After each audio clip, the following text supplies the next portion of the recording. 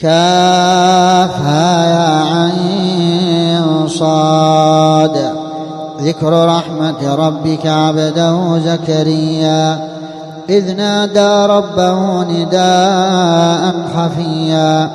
قال رب إني وهن العظم مني واشتعل الرأس شيبا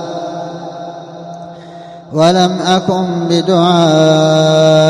رب شقيا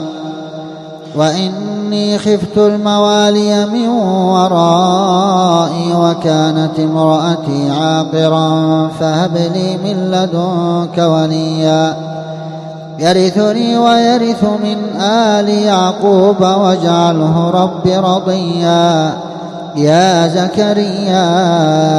إنا نبشرك بغلام اسمه يحيى لم نجعل له من قبل سميا قال رب أنى يكون لي غلام وكانت امرأتي عاقرا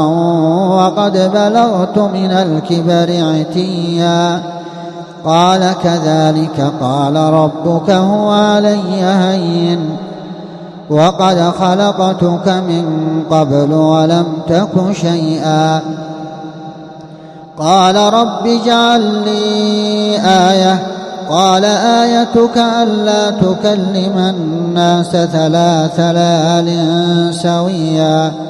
فخرج على قومه من المحراب فأوحى إليهم أن سبحوا بكرة وعشيا يا يحيى خذ الكتاب بقوة وآتيناه الحكم صبيا وحنانا من لدنا وزكاة وكان تقيا وبرا بوالديه ولم يكن جبارا عصيا وسلام عليه يوم ولد ويوم يموت ويوم يبعث حيا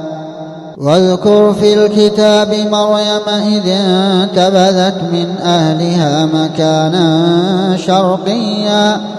فاتخذت من دونهم حجابا فأرسلنا إليها روحنا فتمثل لها بشرا سويا قالت إني أعوذ بالرحمن منك إن كنت تقيا قال إنما أنا رسول ربك لأهب لك غلاما زكيا قالت أنى يكون لي غلام ولم يمسسني بشر ولم أك بغيا قال كذلك قال ربك هو علي هين ولنجعله آية للناس ورحمة منا وكان أمرا مقضيا.